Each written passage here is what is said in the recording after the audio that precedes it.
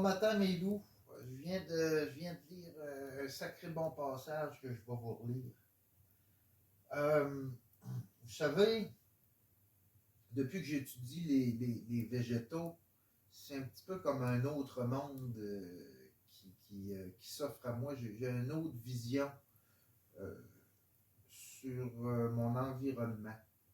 Avant, je marchais en forêt et puis j'étais, je dirais pas aveugle, mais myope. C'est-à-dire que pour moi, je marchais en forêt et puis euh, c'était comme une grande tapisserie pour moi, la forêt. Hein? C'est-à-dire qu'il y avait une tapisserie avec certains motifs qui sortaient, puis en arrière-fond, je voyais rien.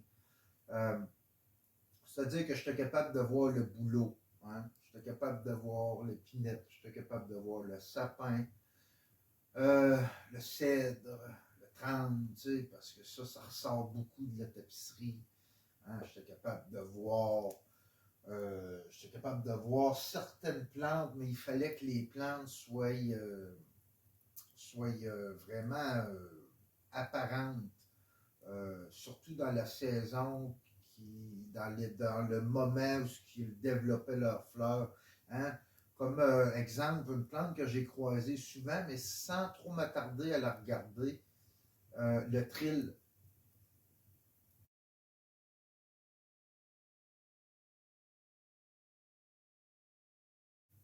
C'est super de belles plantes, le trill. Et puis, et puis sans la fleur du trill, je la voyais, mais sinon, ça passait comme une tapisserie, c'était un fond vert, j'étais comme myope, c'était un peu flou ce que je voyais de la nature. J'ai marché sur des tapis, sur des tapis de mousse que je me suis jamais arrêté à regarder. J'ai marché sur des tapis de linné boréal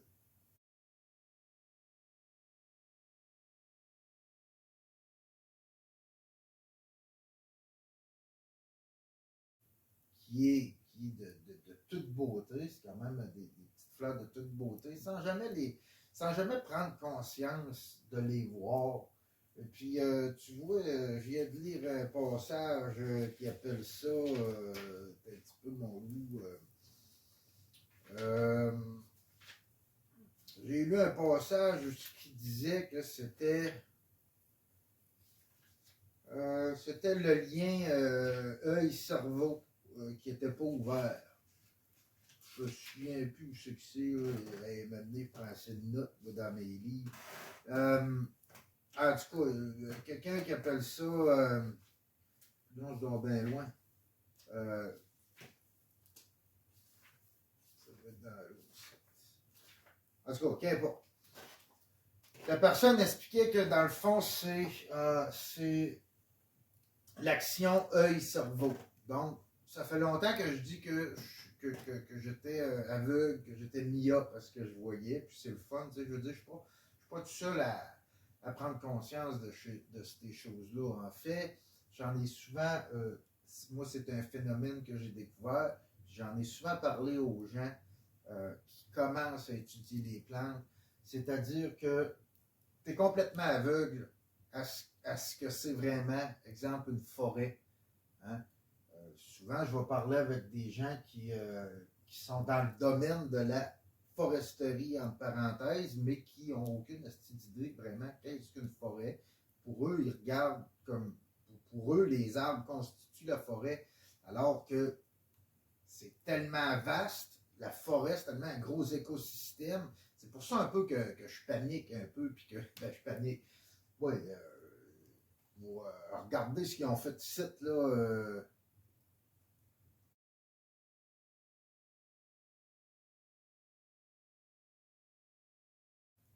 Bon, ça, c'est une destruction complète de l'écosystème. Quand je vois ça, moi, je panique. Parce que pour moi, je ne vois pas que des arbres coupés, je vois l'écosystème au complet détruit. Puis c'est un écosystème qui prend extrêmement du temps à pousser. Okay? Puis en faisant ça, on se tire une balle en pleine tête. C'est fou, c'est un suicide collectif qu'on fait. On détruit notre environnement, puis on se dit, ah, les forêts repoussent. Ben non, les forêts, ça ne repousse pas aussi facilement que ça, surtout pas dans l'industrie comme on est. Ce que vous venez de voir, ça va être remplacé par des champs d'arbres. Et puis on ne laissera pas une forêt reprendre là-dedans, parce que c'est l'industrie qui vient de prendre le contrôle de ça, puis on a planté de l'épinette, ils vont planter de l'épinette, puis c'est comme ça, puis ils veulent qu'il n'y ait rien d'autre qui pousse là-dedans, puis ça va être un environnement contrôlé, alors qu'une forêt, c'est plus... Puis là, je vous parle d'arbres encore, mais je veux dire, quand on rentre dans le sol, toute la vie qu'il y a là-dedans, la mousse, les plantes, tout ce qui est là-dedans, il y a du lichen qui prend 120 ans à pousser au travers de tout ça, qui est important dans une forêt. Il y a simplement un arbre mort creux peut abriter comme 300 chauves-souris qui vont manger, qui vont s'attaquer à tordeuses d'épinette. Okay? Aujourd'hui, on est rendu avec un problème de tordeuses d'épinette. On se demande pourquoi. La réponse, là, c'est qu'on a brisé quelque chose dans la chaîne.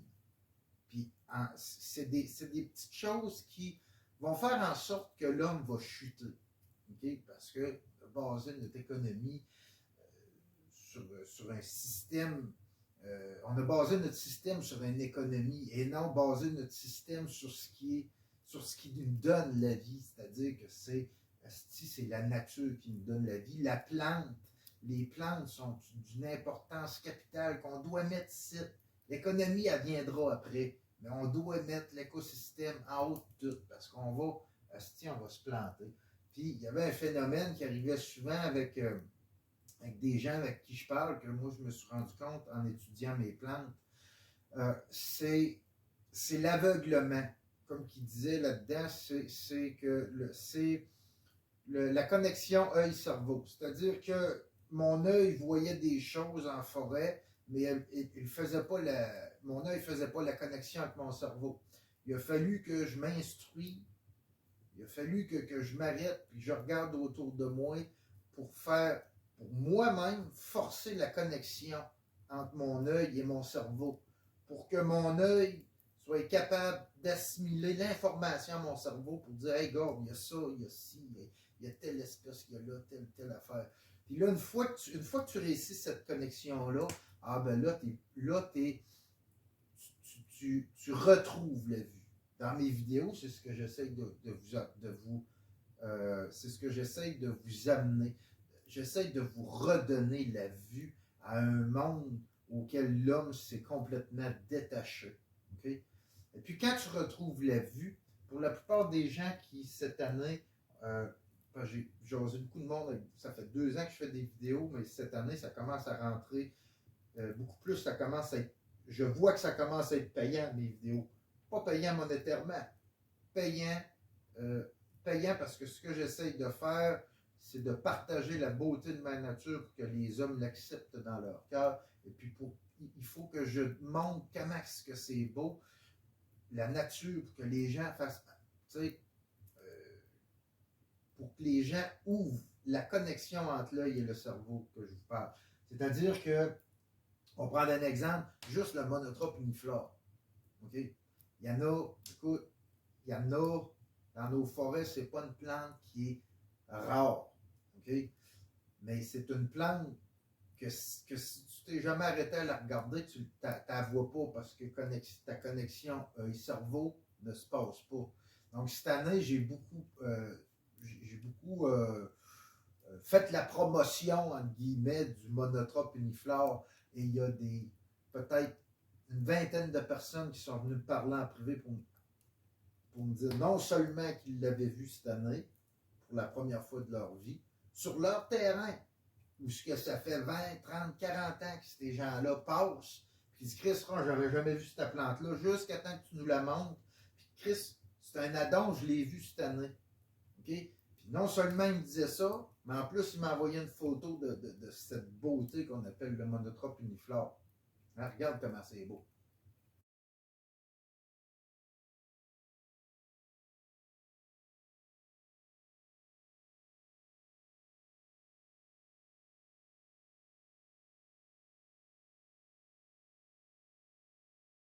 De toute beauté. Okay? Et puis, ces gens-là me disaient, voyons, c'est pas normal, j'avais jamais vu. Ben, c'est la connexion œil-cerveau qui vient de se faire. Okay? Fait que ces gens-là, ils pourront, étant donné que la connexion est ouverte, ils pourront jamais, ils ne pourront plus jamais ne pas voir cette plante-là. Puis, en ouvrant cette connexion-là, ces gens-là, pour le plan, me disent, hey, là, je suis pas mal plus attentif de ce que je vois en forêt. Il y a beaucoup de gens qui m'ont écrit pour me dire ça. Merci Ross pour tes vidéos. À cette heure, quand je marche en forêt, je suis plus attentif. Et encore cette semaine, quelqu'un qui m'a envoyé des photos d'une simple mousse, une petite crise de mousse, haute de même. OK? Je l'ai pris en photo, je ne me souviens plus du nom, mais qu'est bon.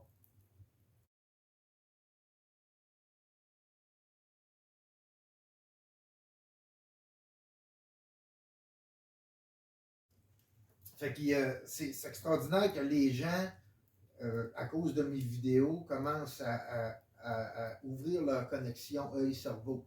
Okay? Ça c'est extraordinaire.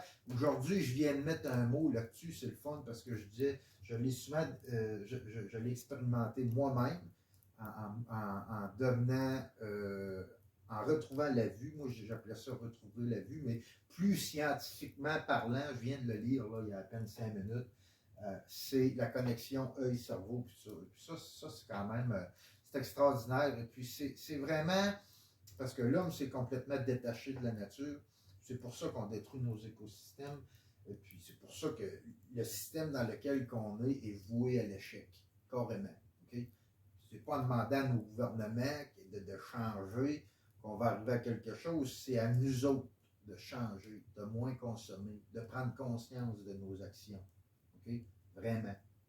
Parce que le gouvernement, c'est le système qui fait partie d'un système monétaire. C'est tout ce qui vous fait, c'est tout ce qui vous parle à vos gouvernements, là, ceux qui nous gèrent, hein, ceux qui gèrent le gros, là. La seule chose qu'ils ont dans leur gueule, c'est le système monétaire, puis l'économie. Puis, je vais vous dire une chose, la journée que le gouvernement va arrêter de nous parler de l'économie, la journée où ce que l'homme va dire, bon, ben l'argent, là, c'est assez, on s'est assez fait chier à gagner de l'argent et à détruire nos écosystèmes, on va trouver une autre façon de vivre que basée sur l'argent. Là, on va peut-être pouvoir penser à long terme pour l'humanité. Parce que, étant donné qu'on est basé sur l'argent et non l'écosystème et non la vie, parce qu'il faut comprendre que les plantes, c'est quelque chose qui, c'est la base de la vie. T'sais. Quand que je vois des bûchers, par exemple, quand je vois des bûchers, ça me fait capoter. Parce qu'en fait, les bûchers puis l'agriculture, ça fait partie surtout l'agriculture, ça fait partie de la plus grande déforestation au monde. C'est quelque chose qui est extrêmement critique. Okay? Et puis, tu sais, quand je regarde mes bûchers qui sont ici, regardez les rôles de bois qu'il y a là. Bon. Les hommes se sont tellement disconnectés de la nature que à cette heure, les hommes, l'humanité regarde une épinette monétairement. Hein? Une épinette, là, une fois que c'est rendu à maturité pour l'industrie forestière, il faut aller le chercher avant qu'il tombe au sol parce que pour l'homme, pour l'industrie, pour l'économie, un arbre qui touche le sol, c'est une perte monétaire. Alors qu'un arbre, c'est sa dernière fonction, c'est de toucher le sol, de pourrir, d'engraisser le sol, et puis de redonner la vie de par sa mort. Okay? Pour pas qu'on se retrouve avec des sols qui sont pauvres, hein? Comme un champ, le sol est pauvre. Il faut que l'agriculteur envoie tout le temps de l'engrais puis de la marde de vache là-dessus, puis tout ça pour essayer de donner un peu de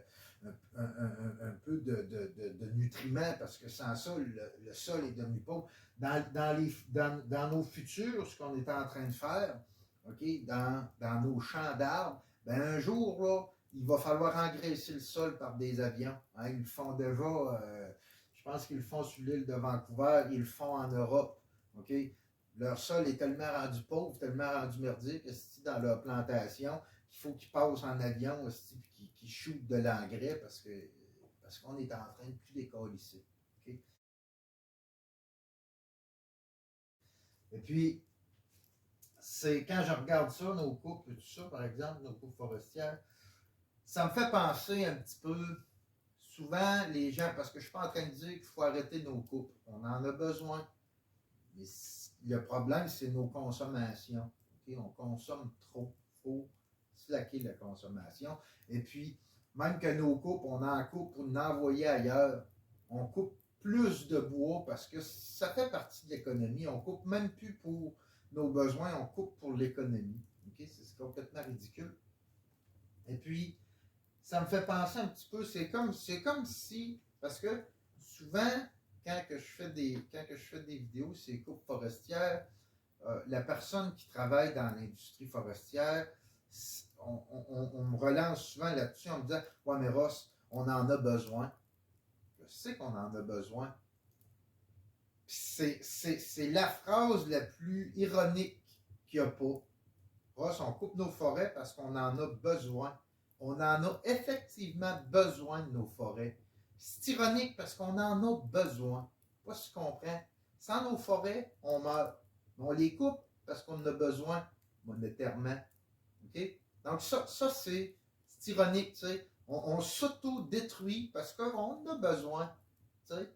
Alors que ce qu'on a besoin, on le coupe parce qu'on en a besoin. C'est drôle. C'est comme si demain matin, on se ferait un beau grand centre d'achat sur Mars. Hein? On se ferait un beau grand Walmart sur Mars. Puis pour accueillir les touristes qui vont aller magasiner sur Mars, hein, parce qu'on a besoin de magasiner, on envoyerait, on a besoin de consommer. Tout notre système est conçu hein, sur la consommation. Ça fait que c'est comme si on prendrait l'air de notre planète, OK? On l'embouteillerait, on l'envoyerait sur Mars dans ce Walmart-là pour mettre de l'air dans le Walmart, puis qu'on se dirait, on n'a pas le choix, si on a besoin de l'air, alors qu'on est en train de tuer notre terre-mère avec cette terre-là. Tu comprends le lien? Donc oui, on en a besoin, mais on en a besoin à la base que ça reste comme ça. Tu sais, l'homme est rendu à un point où il n'est même plus capable de profiter d'un simple épinette, de jouir de l'épinette en vie. L'homme a tendance à prendre cette épinette-là, de le couper, de l'abattre, de le couper en 2x4, de se faire un balcon pour être capable de prendre une petite bière dessus, tu sais, sur son balcon. C'est comme ça que l'homme est rendu. L'homme est rendu à profiter de la nature transformée. Il n'est plus capable de profiter de la nature telle qu'elle est. Bref, je vais vous lire un petit passage de mon livre que j'ai trouvé super bon. Pardonnez ma lecture, hein. Je ne suis pas la personne qui lit mieux, mais surtout à voix haute. Fait que ça va comme suit. Placer la plante tout en bas d'une échelle des vivants et ne pas lui reconnaître la sensibilité ou une tendance à préserver dans son être revient finalement à nier la vie et la mort des plantes. Cette logique accompagne un besoin utilitaire légitime d'exploitation du monde végétal. Il faut bien cultiver pour se nourrir. Hein, ça revient à dire, on en a besoin. Hein, il faut bien couper les forêts pour se bâtir. Il faut bien couper, tu sais. Si, comme j'ai toujours dit, abattre un épinette dans le but d'en faire des 2x4 pour bâtir un hôpital, c'est correct. Abattre un épinette dans le but de se bâtir un Walmart, un McDonald's, ça c'est pas correct. Vous comprenez? Donc, je continue. Il faut bien cultiver pour se nourrir, se vêtir, se chauffer.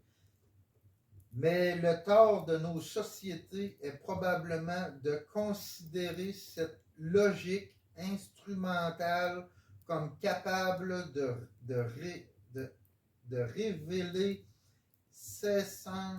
l'essence même de la plante au détriment de tout autre rapport.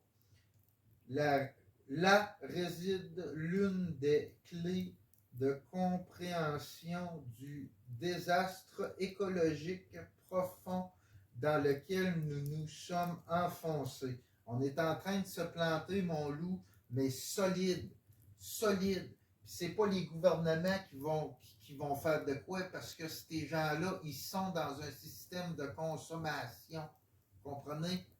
Ils ne pensent qu'à l'argent. C'est toi et moi qui va peut-être finir par éviter une catastrophe si on arrête de consommer en tata.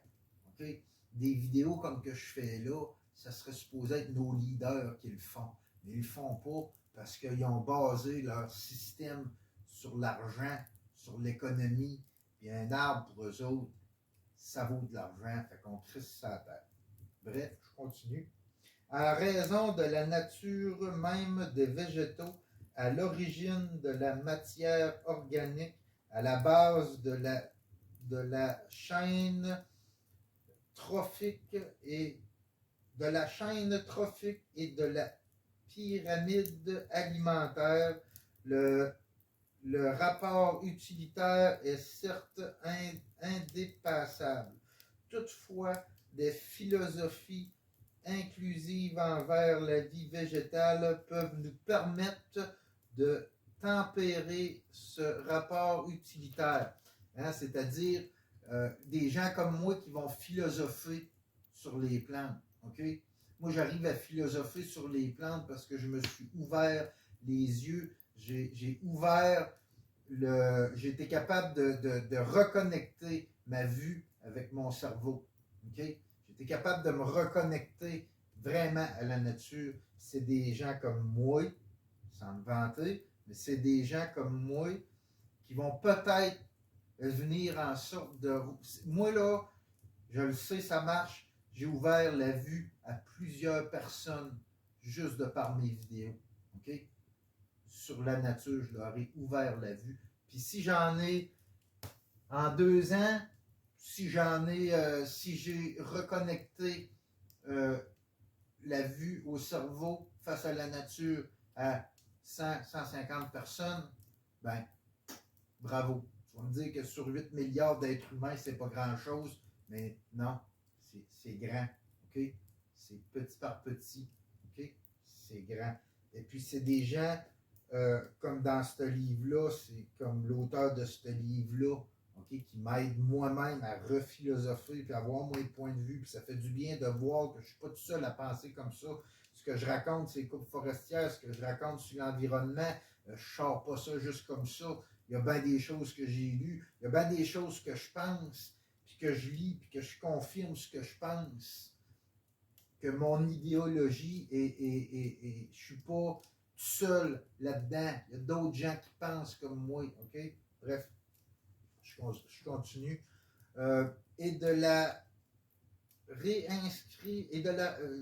réinscrire parmi d'autres possibles. La plante n'est pas qu'une ressource. Même lorsqu'elle doit être considérée comme telle, elle ne devrait pas l'être n'importe comment. Sans cela, nous sillons la branche, sans cela, nous sillons la branche sur laquelle nous sommes assis, nous creusons notre tombe avec nos dents. Okay? Je ne suis pas tout seul à le penser. On court à notre perte, puis il faut le comprendre. Quand je parle des coupes forestières, je ne suis pas en train de dire qu'il faut arrêter les coupes forestières. On en a besoin du bois, mais intelligemment. Hein? On en a besoin, mais intelligemment. Imagine-toi toute la consommation de merde. Imagine-toi comment est-ce qu'il y a d'arbres qui se font abattre pour des hosties de niaiseries, des McDonald's, on n'en a pas besoin. Il y a d'un sex shop qui se fait bâtir à côté de chez nous. On n'a pas besoin de ces. Dans l'usine à Godemichet, on n'a pas besoin de des niaiseries de bête, OK? Tu comprends ce que je veux dire? On a besoin de 2 par 4 pour bâtir des hôpitaux, pas pour bâtir des McDonald's. C'est important à comprendre ça. Fait que, puis encore là, je reviens un peu sur mes dires de d'autres vidéos. Quand on coupe un arbre, le problème, c'est pas nécessairement de couper l'arbre. Le problème, c'est comment est-ce qu'on va le chercher, comment est-ce qu'on va le couper. Hein? Je vous remonte, là, regardez ça comme il faut. Regardez la destruction de la nature, il ne reste plus rien. Regarde ça comme il faut.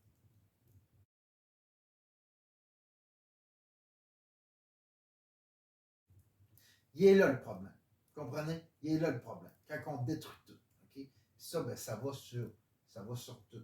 Donc, il est grand temps que l'être humain reconnecte avec la nature. Hein? Il est grand temps que, bon, j'appelle ça aussi éduquer le regard. Il faut que l'être humain éduque son regard à la nature, qui comprenne que, écoute, sans les végétaux, l'homme n'est plus. Donc, il faut les mettre, OK? Il faut les mettre en première position dans nos importances. L'économie, ça viendra en dernier. OK? Il faut mettre la vie végétale en première importance. OK? C'est une importance capitale. Fait que là-dessus, mon champion, moi, je continue à philosopher, je continue à m'instruire sur ce qui est la vie, hein? Ce qui est la nature, ce qui est notre futur. On va pouvoir, je vais vous dire une chose, là, on va pouvoir parler de civilisation avancée la journée que, en plein centre-ville de Montréal, tu vas pouvoir prendre une gorgée d'eau dans le petit ruisseau qui coule, sans pogner à chiasse puis tout ce que tu voudras. OK? C'est ça que c'est. Pas mal sûr que tu comprends de ce que je veux dire. Fait que là-dessus, j'espère que mes vidéos vont t'ouvrir la vue, vont te redonner la vue. Hein, que tu arrêtes d'être myope à ce que c'est la nature. Et puis là-dessus, ben, je vous souhaite une super belle journée.